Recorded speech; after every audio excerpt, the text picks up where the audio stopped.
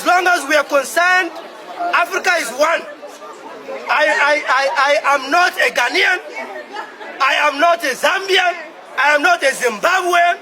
I do not recognize a Ghana. I do not recognize a Zambia. I recognize Africa. Yes. One Africa, one passport. One passport, one citizenship, one currency, one military command, one central bank of issue, one communication system, one people, one destiny. That is the Africa that we want. And we are here not to beg for it. We are declaring it as of rights. And it is ours to do so. Nobody has the right to sit in Berlin and declare Africa divided.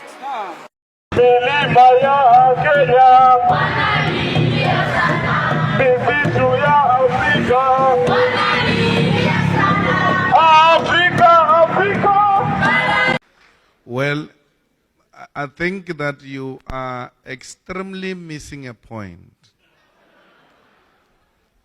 Me and you are Africans. And this land you are referring to and the whole of Africa was one thing until the colonialists came to divide us. So you must never see yourself as being something different from what I am. Otherwise, you are inviting self-isolation.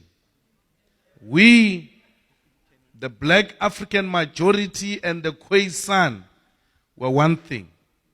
And we are the only ones who can speak with authority about the Africa, the continent of African majority. So don't take away, I'm not from Europe. My ancestors are not from Europe. This Africa belongs to Africans, and that's what the Khoisan are. Don't isolate yourself, my sister. This solidarity will help us to defeat colonialist and apartheid legacy. Borderless Africa! Borderless Africa! Borderless Africa! Borderless Africa! Borderless Africa!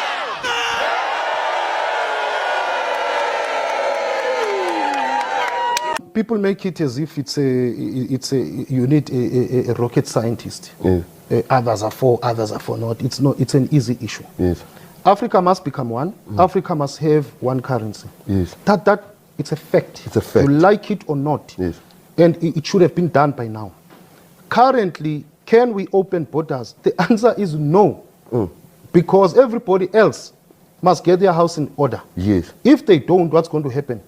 South Africa will not have resources for everybody. Yes. So while we have other leaders in Africa, who I don't know if they are sleeping or what, we need to tighten things up. Yes. And what should be happening is African leaders, these politicians who always come for votes, need to get their house in order. If they get their house in order, obviously we have to open. I need to mention this. I travel a lot. I've been in Europe, I think now, in Italy for my award. I've been in Netherlands because I'm in the racing pigeon sport. Yes, yes. Maybe one day we have to talk about that. One day we'll talk about that also. It's very important. Yes. You have a Shanghai visa. Yes. I went to Italy now, South Africa to France. Yes. When I enter France, my visa says Italy. Yes. They don't ask me issues. They just ask, are you coming here to France? No, I'm going to Italy, no problem. They stamp. Shanghai visa allows you to flow around in Europe. Yes. Where's our African visa? That allows. You see. So my point is that first, everybody gets their house in order. When their house is in order, Africa must unite. We can't say Africa cannot. How are you as an African? You are against African uniting. How? Borderless Africa! Borderless Africa! Borderless Africa! Borderless Africa! Borderless Africa!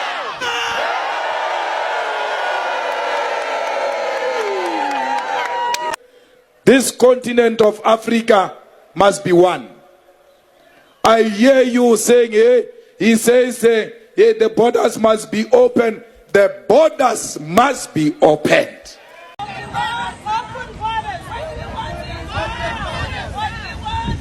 borders.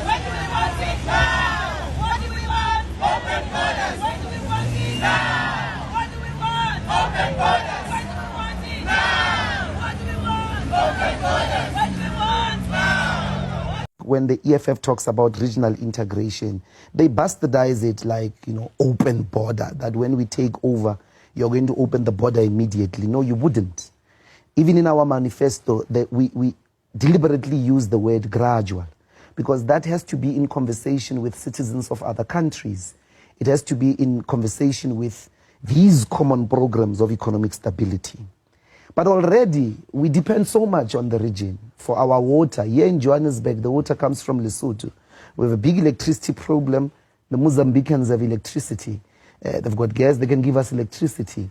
There's so much that can happen. And if we do not start in the interest of stabilizing the continent, we'll always have people coming to knock at the door. We'll never have peace. The United States ignoring of the Hispanic world, of Mexico, for an example. They've got the largest, most powerful border control in the world. It hasn't saved them from that particular immigration problem. Had the United States conceptualized its economic strategy the way it did with its relationship with Canada, had it not been racist in relation to the Mexicans, there would be stability, there would be the same type of regional integration that you see in Europe, that you see in North America, in relation to them, for an example, in Canada. So if the developmental trajectory is not in the interest of regional stability, we're just living on a ticking time bomb.